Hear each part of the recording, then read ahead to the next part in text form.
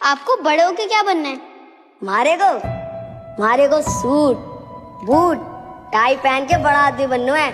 माणूस जातीला जन्माला आल्यापासून एक श्राप घेऊन जन्माला येतो, तो म्हणजे कंपॅरिझन नावाचा। लहानपणापासून प्रत्येकासोबत कोणासोबत ना कोणासोबत तुलना केलीच जाते। कधी बाजूची काकू म्हणते तिसरा नंबर आला, पहिला का नाही आला। बाबाचे कोणते मित्र म्हणतात 10वीला तुला 90-95% नाही पडले रे, 80च का बरं पडले। दोस्त डॉक्टर झाले तुझे आणि तू फार्मसी केली। तमुकल्याला 1 लाख पगार आहे, अमुकल्यानं सरकारी फॉर्म भरला, नोकरी लागली सरकारी, तू का नाही भरला फॉर्म। फक्त 30-40 हजार कमवतो, काय कामाची डिग्री तुझी, एवढे पैसे खर्च करून काय फायदा। यानं गाडी घेतली, त्यानं बंगला बांधला, या कंपॅरिझननं फार डोकं उठून जाते। त्यात आपलं काय, आपलं काहीच नाही।